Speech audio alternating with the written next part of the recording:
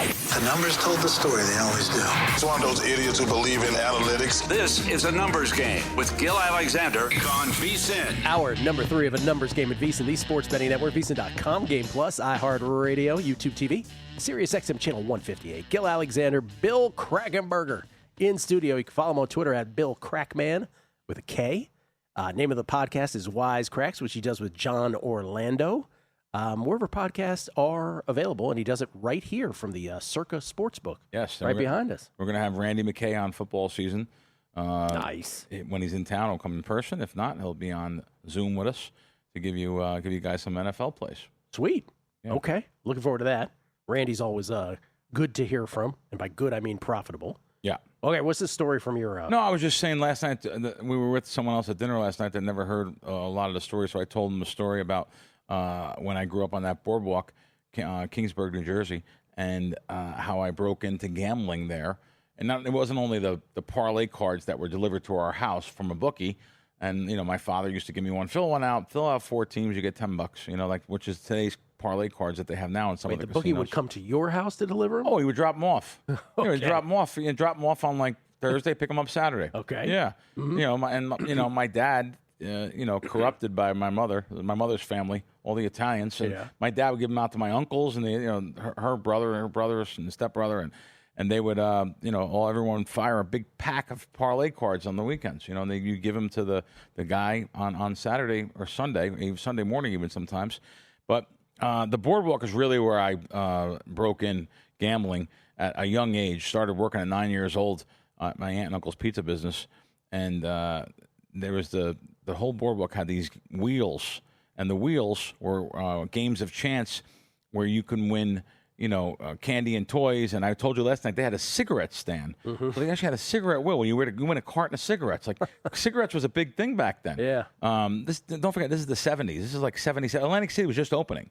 So I'm 9 years old in 77, and literally Atlantic City was just about to open. But Atlantic City actually hurt the boardwalk businesses because they had merchandise wheels and beautiful statues and stuff. People came down and made a weekend of gambling on the boardwalk. They were gambling for merchandise, but at night, those games, a lot of them became wheels of chance.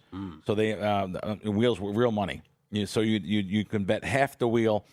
You can bet half the wheel, and it's 50-50 chance that you're going to win money. And you can put $1 up, and you got to give it almost like $1.10. You have to. It's something. Every wheel was different. There was a couple different ones. Then we had skee ball and a little horse game where you rolled the balls up, and it was basically a little bit of skill to it. And you'd bet on that. You win cash instead of merchandise. They had something called Skillo, which is basically like a Keno, but it's called Skillo back then. They were games of chance. So here I am working, making 50 cents an hour, 1977, and and gradually I became, making more money. I worked at all different types of games on that boardwalk. Gaddafi was a bad leader. I think I told you before. We had a kill Gaddafi stand. I worked in the dart stand.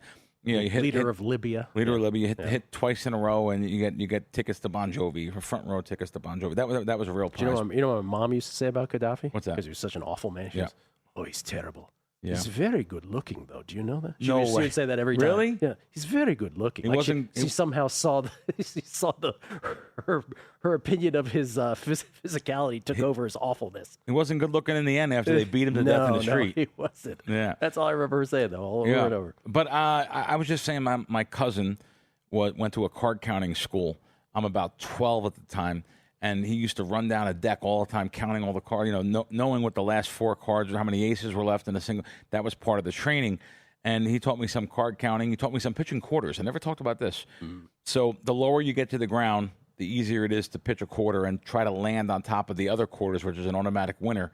But the closest to the wall, he just showed me some little gaffes and stuff, little things, and just learning advantage gambling. But yet, didn't matter. I was an idiot. And told you last night, I used to go to Monmouth Racetrack and blow the money. I was a total idiot, And another thing, too, I would blow the money on the boardwalk all the time. There was the Heidelberg hot dog stand. I used to go and buy hot dogs. There was a French fries with malt, vinegar, and salt. I used to buy, there was stuff on I spent all my money. I went to the arcade and blew the money.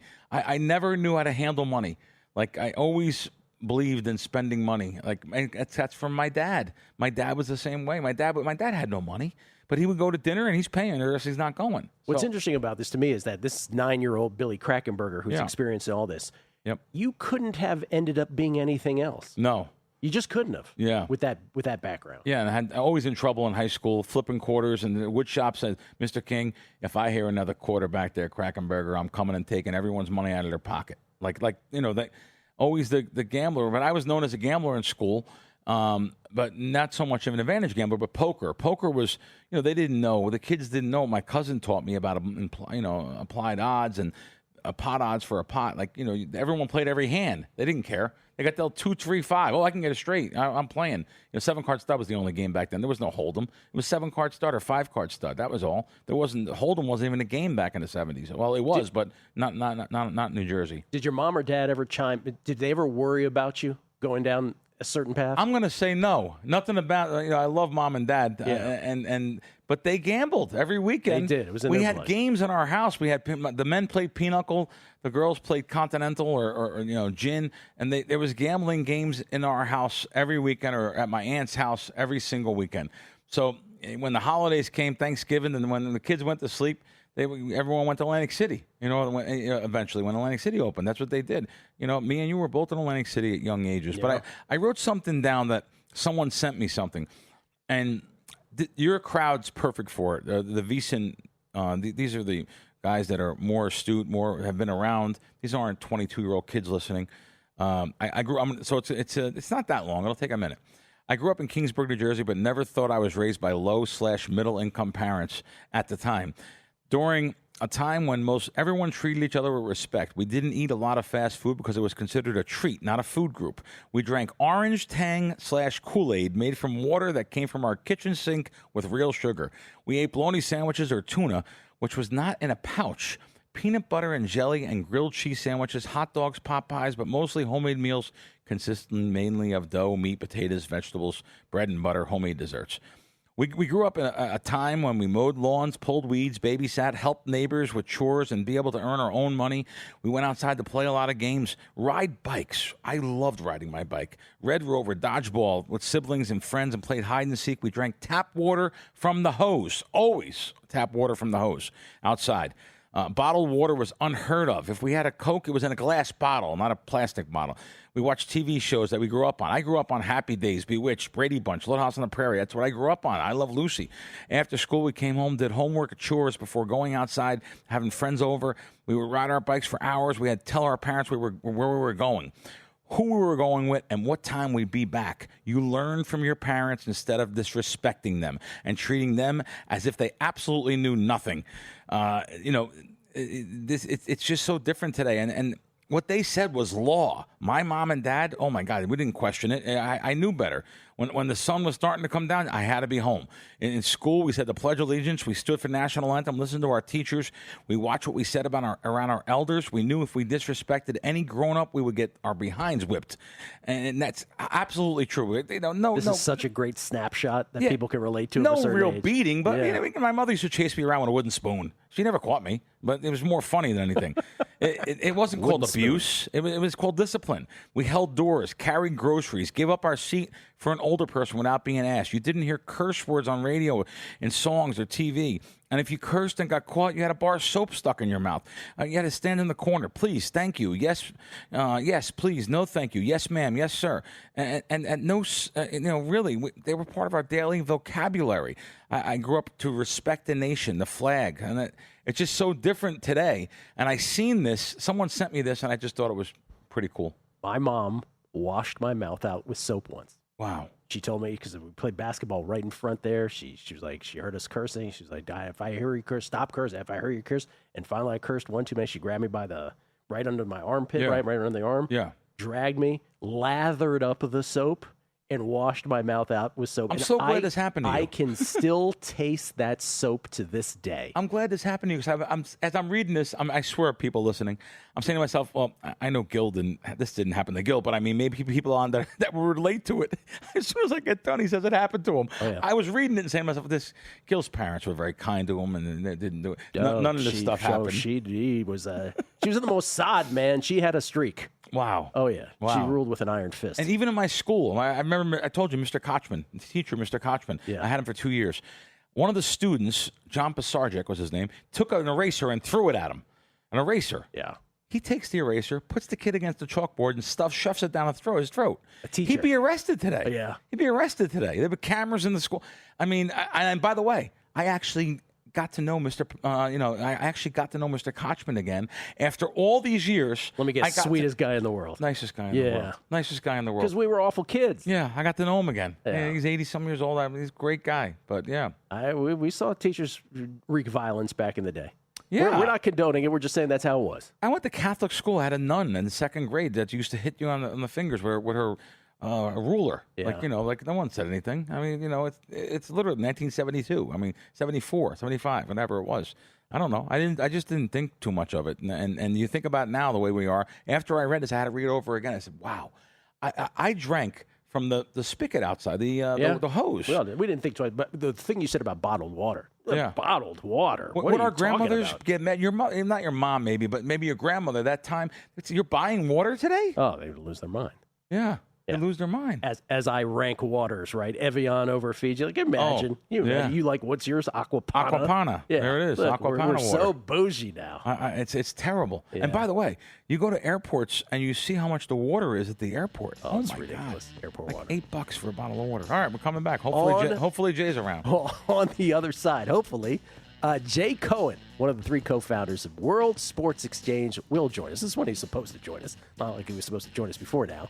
We'll actually have the great Jim Lampley do an intro for this. On the other side, Jim Lampley, who famously interviewed Jay back on Real Sports, with Brian Gumbel on HBO years ago. That's next on A Numbers Game.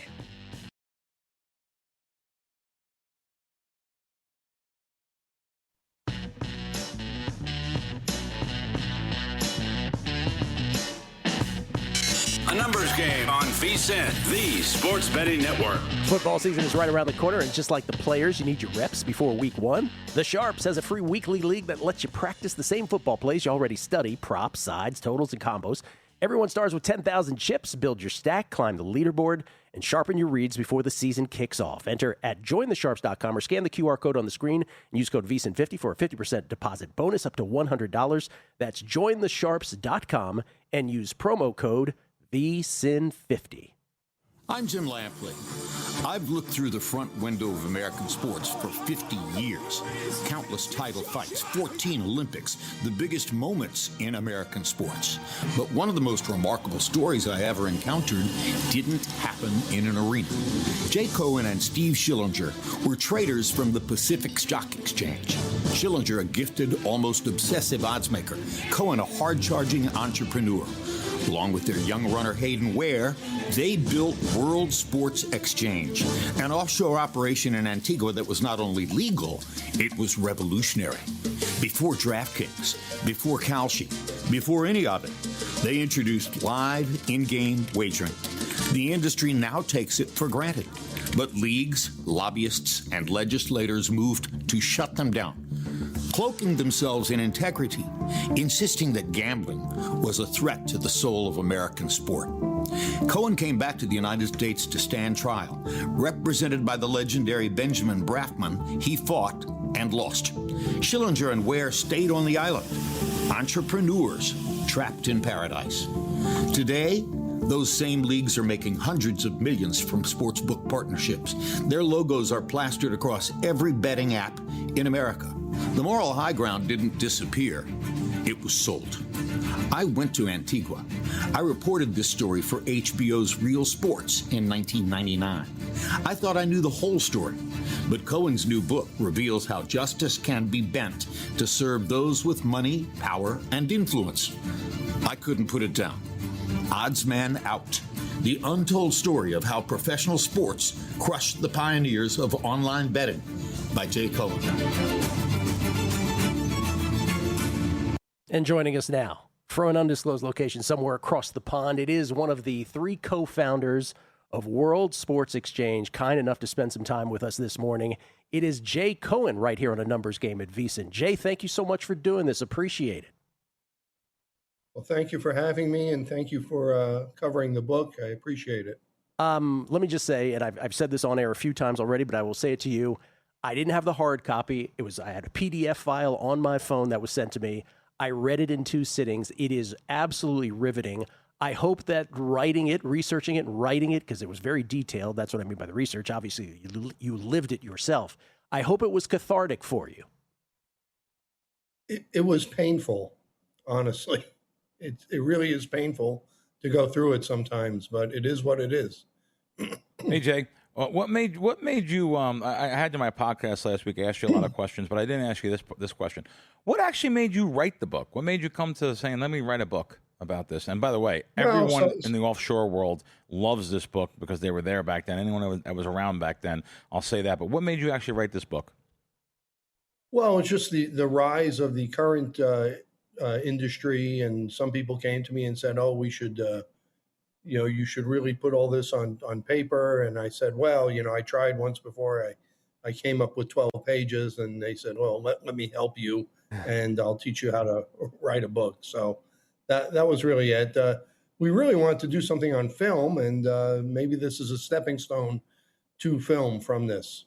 Well, let's go back to the beginning, because I'm not going to assume that everybody knows the details. Those of us, again, of a certain age, World Sports Exchange has a special place in our hearts, and we'll get to some questions later. But let's just get to some of the details early. So you grow up in New York. You end up at Cal Berkeley.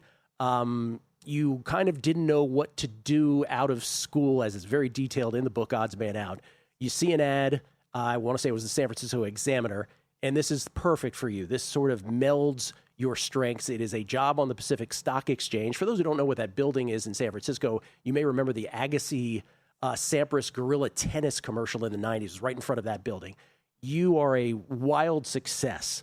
At a very early age, you're making good money, and you meet in the pits. You meet what turns out to be one of your co-founders, what will eventually be one of your co-founders, Steve Schillinger. And it was the OJ trial in 1994 that sort of sparked this. Can you explain what happened there? Well, Steve was kind of a floater. I stuck to one pit. I was a market maker in one pit. Steve drifted around the floor and went to wherever it was busy. But he was an amazing trader, but he specialized in trading fast, active securities. So we were trading options down there, and he ended up in my pit. Something in my pit got busy, and I got to know him.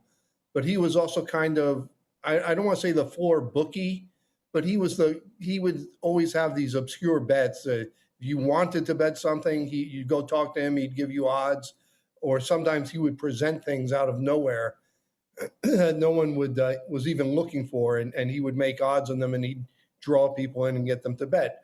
So when the OJ trial started, he made markets in the outcome: guilty, not guilty, and other. And he structured it like futures. And he had a bid and offer, and he said whichever one wins will go to 100, the others will go to 0. So if you bought one for 30 and it prevailed, it would go to 100, you make 70. But he made these live markets all throughout the trial, throughout the day. People could buy them, sell them, close out their positions, really just trade the trial. And then after that, he started doing other sporting events, long-term season stuff, MVPs. And that's why I said, we should put this on the internet.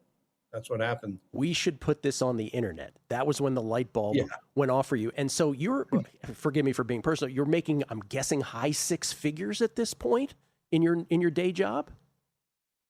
Yeah, life was good. I was good. In my 20s and single, and it was the 90s when 6 figures was 6 figures. Yeah, so life was okay. When 6 figures was 6 figures. So let me just ask you this. So you come up with the idea, and you guys decide, and this is really key to this story. You guys decide, we are doing this seriously. We're going to do this above board. We are going to make this, we're going to get legal advice. We're going to do this as legally compliant as possible.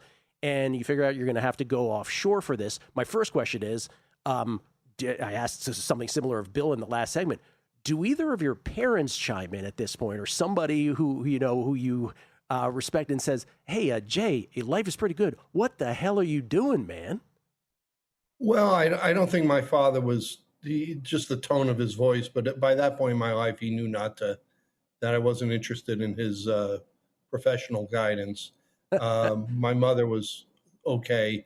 And Steve, Steve was older than me, so he was well past that. Why Antigua? Well, because most offshores at that point we know to have been stationed or to be headquartered in Costa Rica. Why did you end up in Antigua? I called multiple jurisdictions. I called the governments of multiple jurisdictions. And like when I remember calling Costa Rica, and I said, what are your regulations for online gaming? And they said, oh, you just work it out with the local mayor wherever you are. And that's not what I was looking for. And then I came upon Antigua, and they had an entire, wagering commission and the whole setup designed for this. And we were looking to be transparent, regulated, and completely above board. We weren't looking to hide. All of our investors had to submit to background checks to Antigua. So it was very structured. That's Okay. what we wanted. So we did not want, shady deals on the side. what was your starting bankroll to do this? I know that the first spring, because you go in January of 97, which, of course, again, after the Super Bowl, not the optimal necessarily, but you guys went ahead and do it January 97. What was your starting bankroll, and how long did it take before you thought, oh, wow, we really have something? We went down there. We started with less than $1 million, and most of it, or a good bit of it, went to development of the software. Remember, we were fully transactional. We built a futures exchange from scratch. We built the sportsbook software, and we made sure it was all idiot-proof. And you could do everything online: point, click, bet, check your balance, the whole deal. Most of the other places at that point, even if they had an online site, they were stale numbers, and you could call an 800 number. We were the first truly transactional online gaming site for sports back then. But there were days, and I talk about in the book, there were days in that spring where Steve and I were kind of staring at each other, wondering if we did the right thing. We sat there all day, and the phone didn't ring once. But once football season came around, it confirmed we were in the right place. What did year one look like, Jay? Was it profitable out of the gate, which is never the case normally? How'd you guys do? No, it was probably a break even after football season, but nothing. But you knew you had something after football. The volume of football season, you knew you probably had something here after not getting phone calls, over the summer. Jay, hold the thought. Yeah, I mean, we knew we could keep building. Yep. It all sounds like a great story now. Everything's on the up and up. Doing everything above board, offshore. The money's coming in. Then things take quite the turn. Jay Cohen, one of the co-founders of World Sports Exchange. The book is Odds Man Out. Coming back right here on A Numbers Game at VSiN, the Sports Betting Network.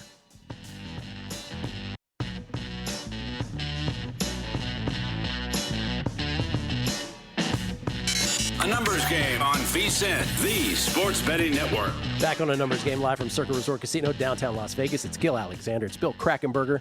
Crack, responsible for our guest that is kind enough to join us here for the balance of the hour. Again, for those who missed it, Jay Cohen worked at the Pacific Stock Exchange in San Francisco, met Steve Schillinger, along with their runner Hayden, or Jay's crew, Jay's runner Hayden Ware, his clerk.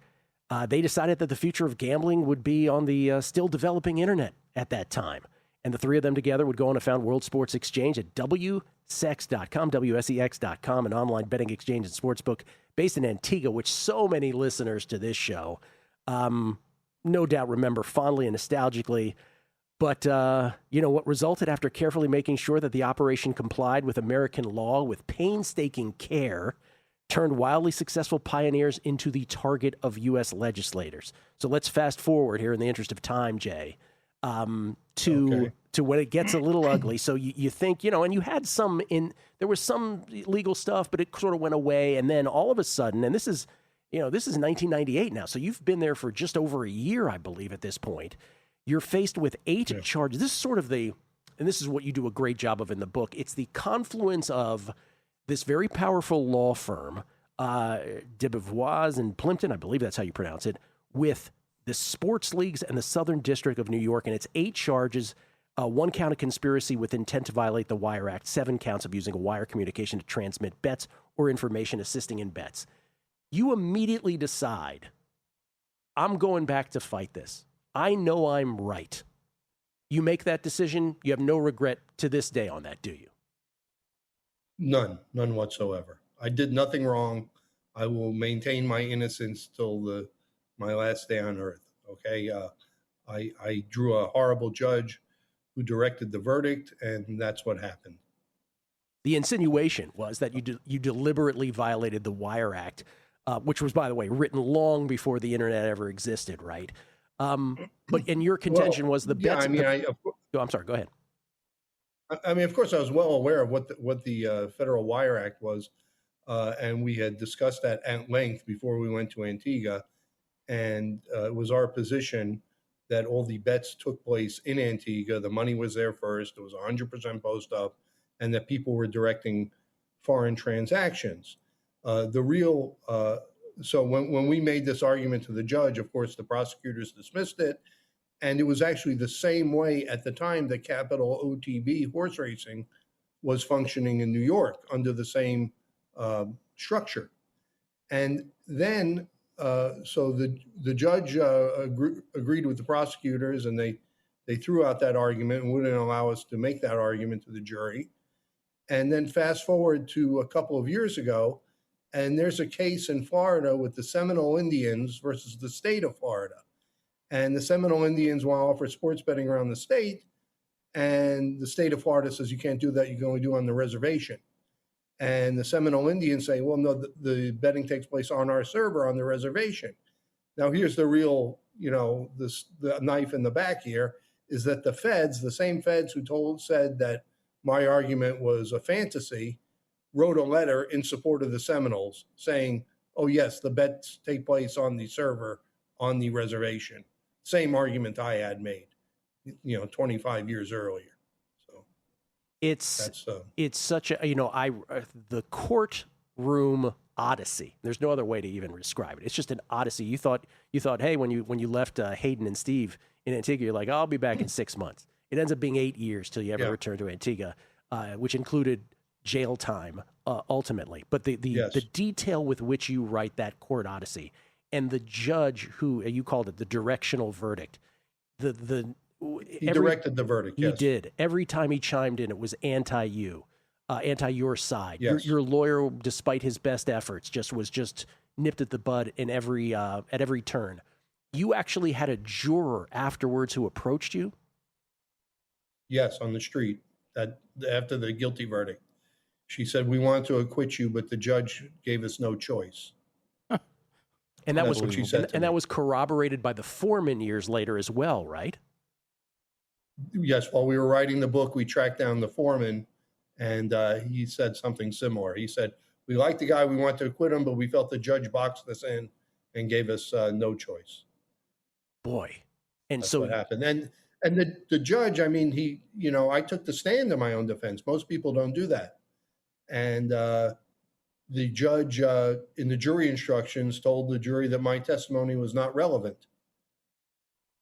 Jesus. It's just, my blood was boiling reading it. It really was. And he had Ben Brafman as an attorney. Yeah. He had a great lawyer. Famous lawyer. Yeah. So you're watching you spent a year there. You're watching the rise because Hayden and Steve are back there, and the business is just growing and growing. After you serve time, you go back, and it wasn't very short while after that where 2006 happens, right? Yeah, I mean, I went back in 2006. There were over 100 people there. You mentioned Ben Brafman. Ben Brafman wrote the foreword, and you can even read the foreword on WSEX.com without buying the book. I highly recommend that everyone reads the foreword. Yeah, the site's still up. The site's great. Speak like that. Yep. Yeah, but I went back, and it was a different company. I mean, I left. There were 4 of us. I came back. There were 100 people there. Amazing. There was a 15-person fraud department. Jeez, which you couldn't have imagined at the beginning. By 2006 coming, what I meant, obviously, for those who lived through it, was the Unlawful Internet Gaming Enforcement Act. And is that kind of the beginning of the downturn in terms of the business? Would you say? Would you point to that moment?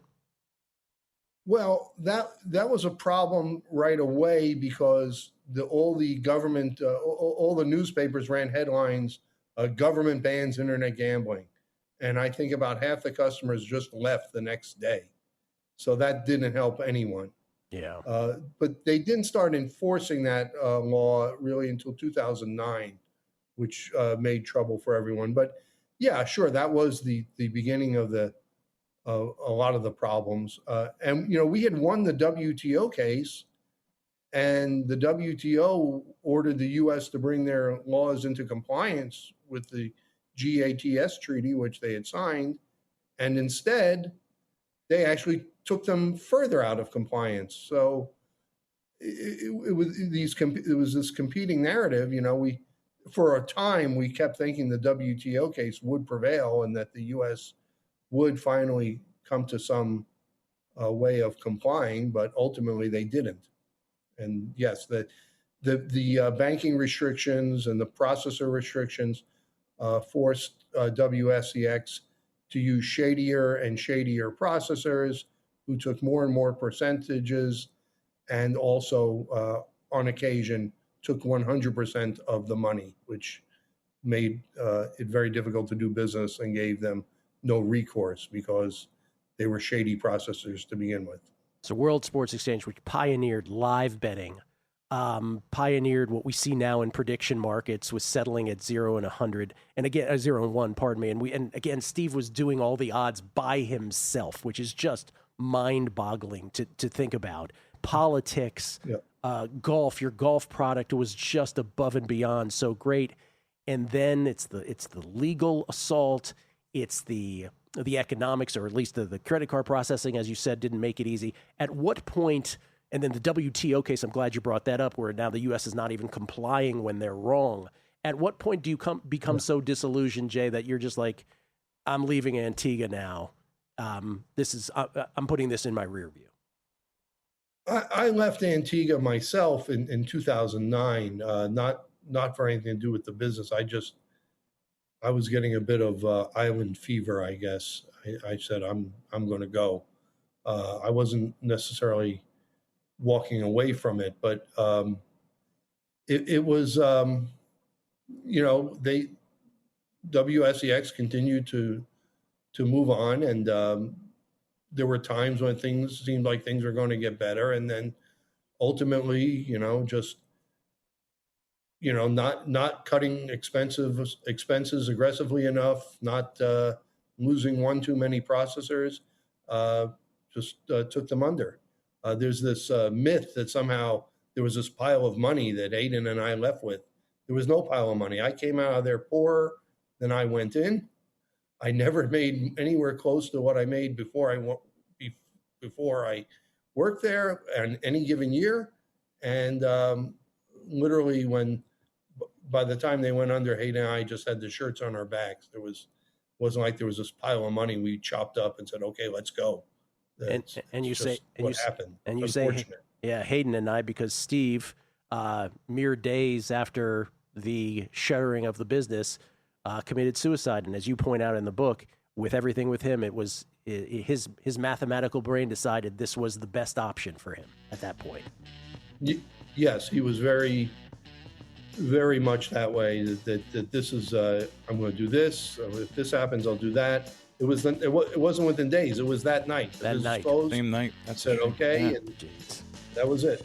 The book is Odds Man Out. One more segment with Jay. I'm going to ask Jay a couple tough questions here on the other side, including those customers that are still embittered to this day, holding the bag. We'll come back. Jay Cohen exclusively on A Numbers Game right here.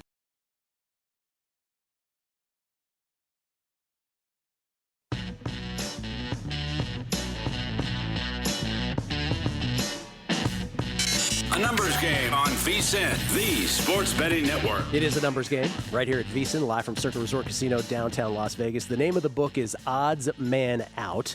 Its author is Jay Cohen. He's one of the three co-founders of the World Sports Exchange. Odds Man Out, the untold story of how professional sports crushed the pioneers of online betting.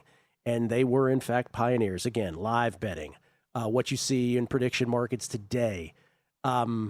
So much that they did. They even started Matchbook, which came and went. Hayden did later on. Just pioneering golf product that they had there as well. Politics, just an amazing story. But then again, the confluence of the Southern District of New York, a high-powered law firm that represented the professional leagues, took what they thought was a above-board business and really decided, well, these are my words now, if we can't make the money on this, he certainly is not going to be in our way to do that. And so we have a landscape today where all these innovations are being capitalized on by others. Prediction markets like Kalshi and Polymarket have valuations each of $20 billion. And Jay, the tough questions for me are as follows, and we'll get to the customers next. But my first thing is, I totally get it, man. You have no regrets about starting the business. You have no regrets about fighting it because that was how you were convicted. You believed what you were doing is right. And you have no regrets about anything in those days. And I totally get it. And the judge railroaded you, and I believe all that totally. What I am curious about is the part in the aftermath, after the jail time, after you served your time. Do you have any regrets about how you decided to play out life from that point? In other words, you even renounced your citizenship. You can't even come to see your elderly father. Do you feel like it must be horrible for you to watch these companies make so much money based on your innovations? Would you have liked to have played that part of your life differently? I mean, if there was a way, first of all, I would have relatives send me emails. Hey, you see what this company is doing? They'd send me an article in the New York Times, and I'd say, we did that 20 years ago. What do you want me to do about it? I mean, they wiped me out. They destroyed my business. They put me in jail. They destroyed my life, and they knocked out my capital. What am I supposed to do? And now let's take this. Even if I said, you know what, I've got a pile of capital, I want to start again, they'd say, oh, you can't have a license. You're a convicted felon, right? I mean, that's probably a non-starter with most gaming commissions. So have you thought to contact any of these, or would you be interested in working with any of them, or is that also a non-starter for the reasons you state? I would be interested, but I don't know if they're interested in me. I've applied to some low-level positions at some places in Europe where the best was, supervise a team of live sports traders. And I get the standard email, thank you, but we're going with someone with more experience. A form letter. That's just ridiculous. Like Tesla getting turned down at the electric company, So I thought of taunting some of these people, like, do you know who I am? But it's just, it doesn't help that I'm old, and people say age doesn't matter, but it does. Sure. Jay, what about the part about the customers? Because, as much media as you're going to do to promote the book. And again, let me just say, the book is spectacular. You did such a great job with this. It's a riveting read. It will make your blood boil. I'm just going to tell everybody that now, but it is a riveting read. So no matter how many of these media appearances you do, you are going to get people in the comments, Jay, and you know this. It comes with it. Who they remember, they loved what you did, but at the end, and World Sports Exchange was not the place that we thought was going to let customers hold the bag. What do you say to those people who have lost any degree of money, different degrees? I'm not happy with the way it ended. Of course not. But I did not run off with their money. Like I said, I came out of there, all of us came out of there worse than when we started. And it was certainly not our intention. People say it was a scam. I saw someone say it was a scam. Yeah, it was a scam. We planned this all out for 16 or 17 years. Then we're going to pull the plug at the last minute. No, it's just what happened to the business. And WSEX was owed a lot more from crooked processors and banks that took advantage of the situation than customers were owed. And the whole thing, it was just a perfect storm of sorts. And some people survived. Some books were still using agents. We talked about this last week with the pay and collect guys. Some people were using some payment methods that flew under the radar, and they just didn't get caught. But we weren't lucky that way, and we ended up with the short end of the stick, and unfortunately, so did the customers. But it's not like we took anyone's money in that sense. You even innovated at the end quickly. where you had some people paying out other people. Didn't you sort of adjust at the end? You tried to make it last as long as possible. Well, I was trying to think, how can I do a peer-to-peer payment system and cut out the processors? Because some of the processors would charge you like 10. They would say, we're going to charge you 10%. So if a customer sends $1,000, we're going to keep 100. And we're going to keep another 100 for 6 months. So the customer sends 1,000. So in 30 days, you'll get 800. And in 5 months after that, you'll get 700. The other eight, you get 100, then 800, and they're keeping 100. So that's what some of these processors were doing, and then they ultimately took all the money.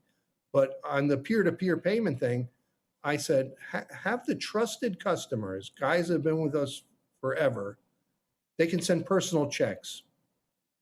Leave the pay to the order blank. As soon as that check comes in, we'll credit their account. So if someone sends a check for $1,000, another customer is due $1,000, write his name in it, put it in the FedEx, send it out to someone else. So that was kind of a weak attempt at peer-to-peer payments, which actually worked pretty well, but not enough people participated in it. They thought it was too weird to send a personal check, but I won't belabor. It was convenient for some. I won't belabor it anymore. But so to the customers who say, "Hey, you owe me $18,000, you owe me $30,000," they say, "Well, the credit card processors worked on the way in, but they didn't work on the way out." Is that what you're telling me? Is that what you know? That's part of it. I mean, could we have fired more people sooner? Maybe survived. I don't know, but yeah, it was WSEX was not three guys. WSEX was a corporation at the end of the day, and the corporation unfortunately failed. Last thing, Jay, in our last few minutes, because I always think about this with you. I'm like, do you even? I know you don't. You were never a gambler at heart. You were a guy who liked to have the edge, whether it was at the Pacific Stock Exchange or here being the house at World Sports Exchange. But can you can you even watch sports at this point and stomach it? I rarely watch sports. I usually don't even know who's in the Super Bowl until the day after. It's not just because it's so hard for you. Yeah. Well, I part of that, and I wasn't a big sports guy before, to be honest. So yeah.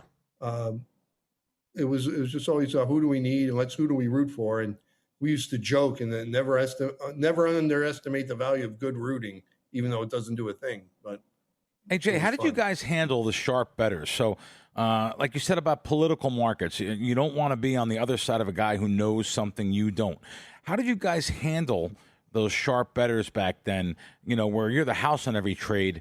Did you overmove or learn off them, or did you, you had losing positions at times? Well, that was more Steve's department, and he was pretty quick to identify most of them and just cut their limits, to be honest. Gotcha. There's no honor in, letting someone take every penny you have. Some of the sharp guys, there were some guy who used to say, hey, all I want to do, they're getting 11 to 10, and all I want to do is bet 11 to 10. He doesn't want to let me. Like, well, yeah, you want to look at the 300 lines we posted, pick the one that's out of line and bet $100,000. If you want to bet 11 to 10 on all 300 lines, I'll happily let you bet all 300, 100,000 each. But they only want to cherry pick the one line that we screwed up. So it was a cat and mouse game. It always has been, always will be. Jay, I met you in 2002, I believe. We had dinner at the Palm in Las Vegas. You bought dinner for everyone there. There was a big group of major wager guys there at the time, and you were fantastic to us back then. And I'm sorry the way this went, and I'm glad you at least you wrote the book and you came on with us here. Gill, any last second words? Yeah, I'm just saying, Jay, I wish you the best. The book is fantastic. Odds Man Out. You can get it at WSEX.com. You can get it at Amazon, wherever books are sold. And I'll just leave the final words from Jay that you wrote there in the book. I didn't do anything wrong or illegal, and I will never surrender that point. And that holds true from your perspective to this day, I would imagine. Absolutely. Thank you for having me. Thank you for covering this book. Jay, thank you so Keep much. doing what you guys are doing. Thanks, Jay. You too. Jay Cohen, co-founder and former CEO of World Sports Exchange, right here on A Numbers Game at VEASAN, the Sports Betting Network. Prop Points is next. Enjoy.